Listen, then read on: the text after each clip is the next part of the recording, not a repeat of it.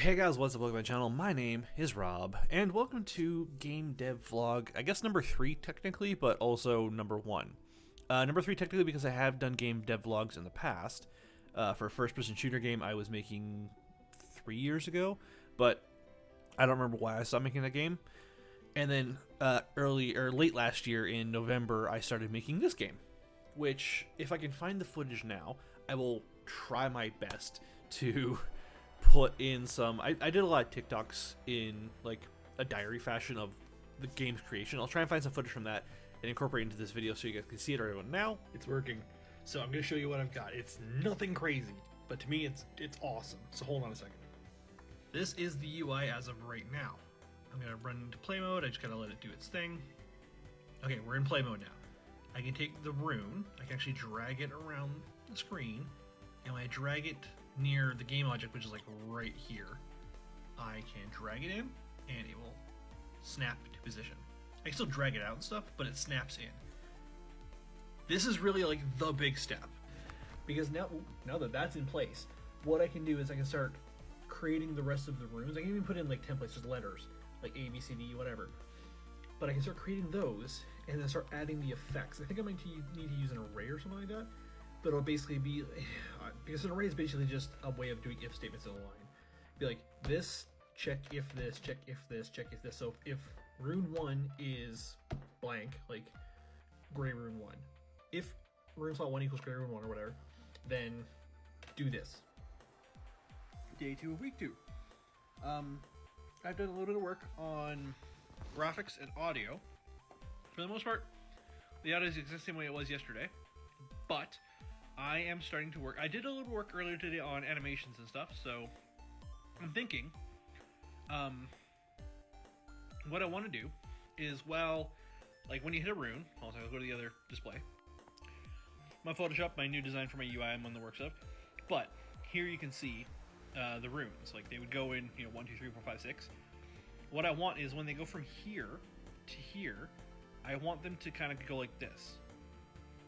And it'll be a little bit smoother in Unity, but I want it to kind of rotate between the color spectrum. Okay, so as you can see, I'm back home. I'm filming today.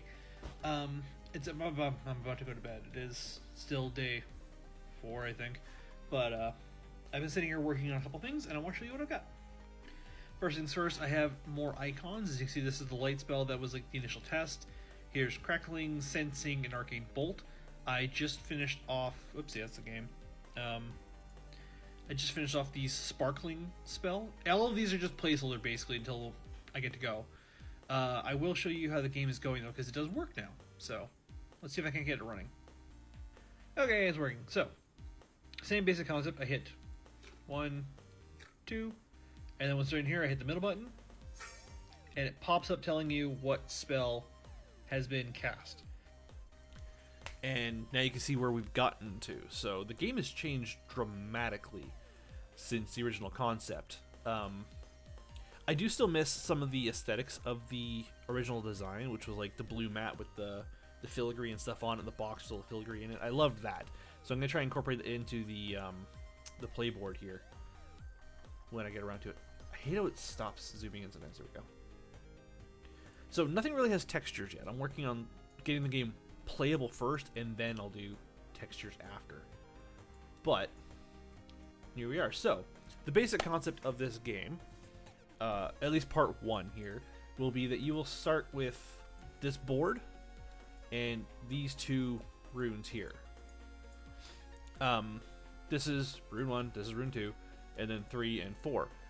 You'll need 1 and 2 to make 2 spells. That was 3, 2 spells. 1 is a light spell, and 1 is summon bread. Once you have those 2 spells, you can find, actually once you have the light spell, you don't need the bread spell. Bread spell's for fun. You can find rune 3.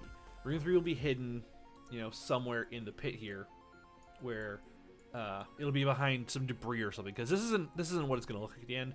I still have to add like, there's a body you're gonna find. There's a bag that the body's gonna have. There's debris from just shit falling in the pit. Like this pit is supposed to be, actually it is absolutely massive. Like that's the whole point of it, is that you basically start the game off as someone the king doesn't like, a cook or something, getting blamed for something that you didn't do, and your punishment is you get thrown down here. Usually people die on impact, but you didn't. You survived, and you find a dead acolyte or mage or something. Excuse me. And inside their bag is the board and 2 runes. The 3rd rune fell out and is scattered on the floor. The 4th rune is going to be lodged in the brickwork up above, like up here somewhere. Because, let me get into the game here, you won't be able to see shit, because that's the lighting level of it without, the light spell. So let me try to find the board here, because it always spins me around. Here we are. Okay, so 1, 2, hit the button. I can now cast the light spell. There we go. See, now I got light. And if I go to 1, I learn the bread spell. Nope, wait, what? Oh, I didn't hit the button. Bread spell. So now I can summon bread. Yay!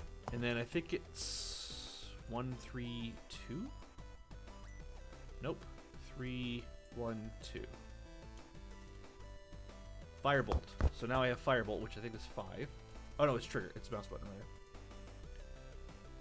And I made it so you can spam it, like you can, because it's supposed to be based on the cantrip from Dungeons and Dragons, but it's not going to be a very powerful spell, which this will play into part 2.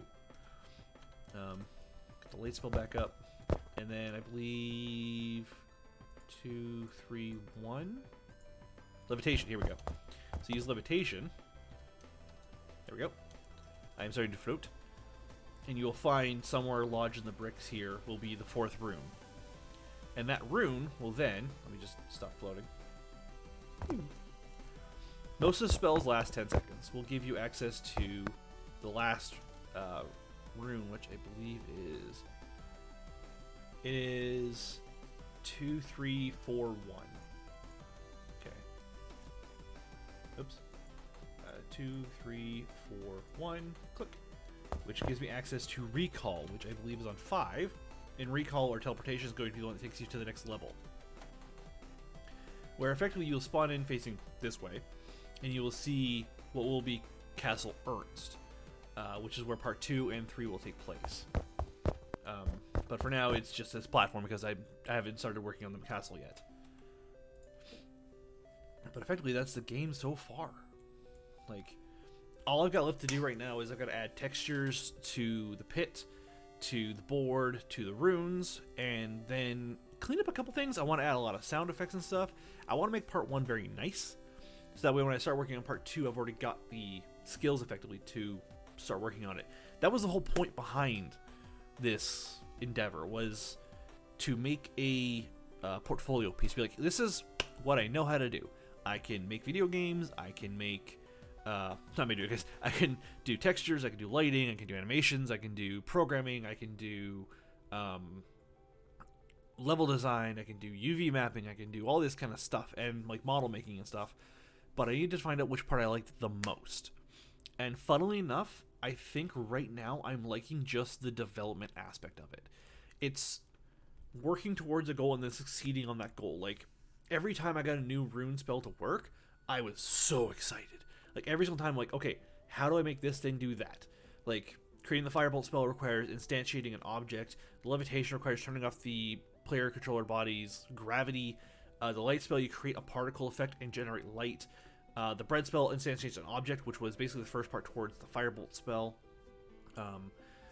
And then there's other spells. There's going to be a Arcane Shield and a Detect Magic spell, which the Detect Magic spell is going to make all magical items glow, like have a faint green glow around them. Or wait, I'm not sure which color yet. And then the, what was the other spell? The Arcane Shield is going to create just like an object in front of you that'll be kind of like, have a motion texture on it, or a a GIF, basically rotating on it, making it look like you've got an Arcane Shield floating in front of you. Those are all basically just little things I'm working towards doing different things within Unity. So, when you get into part 2, and this is where things are going to get fun. Part 2 will have enemies. Part 2 will have an insane amount of Easter eggs. Like, this game takes place in my Dungeons and Dragons world, so I have a lot of lore I want to dump into this game. So people can find it, people can learn about my world, but ultimately it won't be important. Those are all Easter eggs towards, you know, just fun. There will be information in there about Victor Ernst, who is the previous owner of the castle. So you'll find information about him in here, which will then lead into part 3. Basically, part 2 is going to be adventuring around the castle, finding pieces of lore here and there, piecing together what happened, why you are here, how these random runes you found got you to this castle, and how you can get out. What it leads to in part 3 is the discovery of Ernst's secret laboratories underneath the castle, where he was experimenting on many different species and races of the world before, I hate to use the word divergence, but before the divergence. It's all background lore stuff, but basically at one point the gods went, this is all fucked, we're going to take all the good people we can and all the bad people we can and just split them. So they created 2 planes. They created the material plane, which is where Ekris, which is the world, is, and then Scylla, I think I called it. No, Scylla is where the undead lords are. I can't remember the name of the war. It's a plane of war, basically, because it's an eternal war where there's literally Tarrasque stomping around in the background all the time. Like, that's the world. It's like Doom 2016's Earth. But yeah, that is. I apologize, by the way, if you hear sniffling. I got a random cold between filming the update video and filming this. Just in the middle of the night, I got a cold. But yeah, that's effectively what's going to happen. And then by the end of part 3 is when you're going to, you know, traverse through a dungeon where you're going to have new spells you learned in part 2 and new enemies. There'll be skeletons, there'll be spirits, there'll be like flesh golem constructs, demons, all these kind of things that are trapped in Ernst's laboratories that have, over the course of a few hundred years, gotten loose and been feeding off of each other and breeding with each other and creating different monstrosities and all these kind of things. And your goal will be to get to the bottom of the laboratories, where you will find Ernst trapped as an ethereal being. Where I don't know if I want to make it like he was locked there by the gods, but I feel like I should make him, he was locked there by his own devices. Like, he tried to go so far beyond his form that he basically became trapped within his world. And like, this is where you live, this is what you do. And effectively from the start, the moment you land in Castle Ernst at the end of part 1 here, you'll hear whispers. Constant, light, barely audible whispers of Ernst. And the deeper you go in the pit, the louder the whispers will get. But they won't be like constant. It'll be like every minute or two. You'll hear a whisper, and the farther you go, the closer you get to your goal, the louder it'll get. But anyways, I digress. I'm doing a lot of talking and not a lot of actual showing, but there isn't much left to show right now. All of this, by the way, was being built in Blender. Is being built in Blender because I lost access to Maya, because my student version requires actual access to like being a student, and I graduated film school in 2013, so I no longer have access to Maya student version. I gotta clean up the edges here. I'm realizing as I'm looking at the pit, like, these bricks don't make sense. They're all cut off like that, so I think I might rebuild the floor and kind of clean it up a little bit. I also wanted to give it a little bit of like wear and tear. Like, the pit's been here for a while. Like, it's just a giant pit they created to throw people they didn't like in. So rain, snow, even wind and debris and stuff has kind of weathered all this stuff. So at the top, it'll be kind of like curved in, and then as you get down farther and farther, it'll actually like tighten up until it hits the bottom, where there's been so much water and debris that it'll actually smooth back out. So it's like realizing what I'm saying. Basically, it's gonna donut in, come down. As it comes down, it'll be more brick-like and more solid bricks. And as you get to the bottom, it'll all smooth out like it's been like hit by a river or like washed ashore kind of thing. Anyways, I'm gonna go because I have a killer headache and I have to take a nap before I go film a couple videos with my girlfriend, because I don't want to go to my girlfriend's house sounding like I'm sick. Anyways, have a good day and goodbye.